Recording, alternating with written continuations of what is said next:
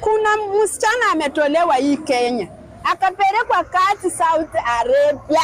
Shindwe. Naongea mpaka nasikia ninatetemeka. Ninatetemeka kwa roho yangu. Mimi nataka hii jambo lifikie serikali yetu ya Kenya. Sijui ni nani foreign affairs wa hii Kenya. Sijui ni Musalia ama ni nani. Na sitaki kujua. Ninaongelelea hili jambo lote kwa serikali yetu ya Kenya. Tunasikia tu kati zimepatikana sijui Saudi Arabia, sijui Katari, sijui wapi. Alafu mnachukua hao watoto wetu, mnawapeleka kwa hizo kazi. Haya watoto wenyewe hata hawajui ni kazi gani wanaenda kufanya. Heri mtoto wa mtu achukuliwe hii Kenya, anapelekwa kazi nchi ya nje, ikuwe ni Katari, ikuwe ni wapi. Ajue ni kazi gani anaenda kufanya. First ndio apandishwe ndege ndio apelekwe. Na ajue ni wapi. Sababu hii Saudi Arabia hii yani tumesikia mara mingi wanaua watoto wetu. Shindwe. Wanaenda wanatumia watoto wetu vibaya. Kwanza hii kisanga yenye nimeona saa hii kwa simu inaniuma. Inaniuma mbele ya Mungu. Yaani uchukue msichana wa mtu, ni kwanza huyu msichana ni Mkisii. Matiang'i. Akina Maraka. Mko wapi? Huyu msichana anateseka huko Saudi Arabia. Amechukuliwa kwa miaka 2. Eti akuwe ananyonya kinembe ya mwanamke mwenzake. Nishindwe. Hii ni ushetani. Imeingia kwa wanadamu. Miaka 2. Huyu msichana ametafuta usaidizi. Anaenda paka kwa embassy office ya Kenya. Sijui ni manager, sijui ni hata sitaki kujua ni nani. Huyu mwanamke sijui anaitwa sijui ni Victoria ama sijui ni nani. Wanachapa huyu msichana arudi kwa kazi ambayo ameandikwa for 2 years. Kunyonya kinembe ya mwanamke mwenzake kwa miaka 2. Hiyo ndio kazi ndio mnachukua watoto wa Kenya mkipeleka waende wafanye makazi nchi za nje. Hiyo ndio kazi. Hata hatujui, hata pengine kunao wengine wanachukulia waende wanyonye makende ama mbora za wanaume huko Saudi Arabia na hawasemi.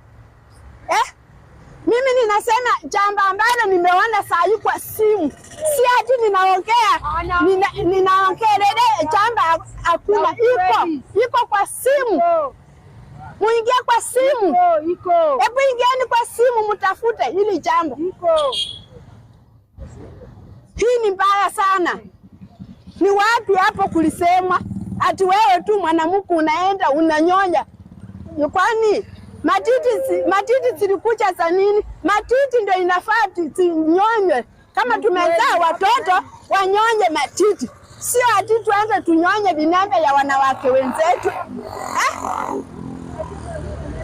Ninaongea kwa hasira sana. Serikali ya Kenya, hebu fanyeni jambo na mfuatilie hili jambo. Muangalie kama ni ukweli. Hebu msaibu huyu msichana anatafuta bila anaweza rudi Kenya. Na huyu msichana mwenye ameongelea hili jambo, yeye anasema amejaribu hiyo nayo kweli. Hata yeye ameshindwa. Sababu analilia uongozi ulioko hii Kenya yetu ama serikali iliyoko. Huko ndio mbaya. Hebu saidieni huyu msichana atoke Saudi Arabia, sorry. Ndio. Mutafute njia venye huyu msichana atapatikana na apatikane akiwa uhai. Sababu hawa Arabu si watu wazuri. Hawa hata kufikia kesho uende tutasikia huyu msichana ameuliwa. Sababu nasikia huyu Mwarabu alimuuliza namba yangu ulipeana aje? Ulipeana aje namba yangu? Lingine ni nini?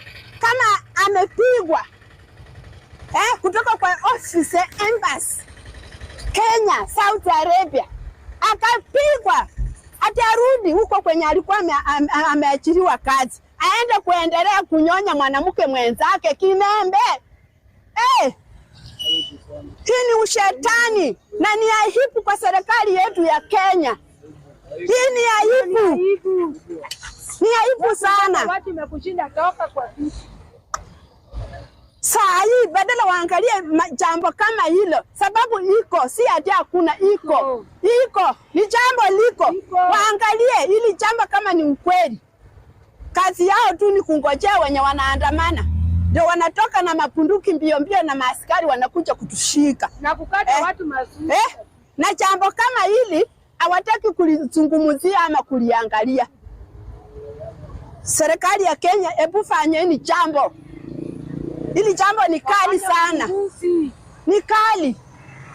Mimi naweza tolea hata nguo hii serikali ya Kenya. Sababu wao ndio wanachukua watoto wetu hii Kenya wakipeleka wapi nchi za nje. Na kama sio hivyo, tunataka habari njema tusikie huyu msichana kama ameokolewa. Kama sio hivyo, wakisimu andamane. Sababu huyu msichana ni Mkisii. Ama Wakenya wote. Tutoke tuandamane about hii Saudi Arabia. Kwani Saudi Arabia ni serikali gani hii? Serikali mwenye hana hata huruma. Tuwafikie. Hebu pikanieni huyu msichana. Aenda anyonye kinembe ya mwanamke mwenzake. Mwanaume hako mwenye inafaa anyonye na nani? Na mwanamke. Sio mwanamke mwenzake aende anyonye kinembe ya mwanamke mwingine. Stupid. Hili jambo sijafurahia nalo. Na ninaongea na machungu fulani ndani yangu. Sisi kwanza wamama, sisi ni wachafu. Wewe sasa ukiambiwa ati kazi hiyo ndio unaenda kuandika ufanyange hiyo kazi, hiyo ni kazi gani hiyo?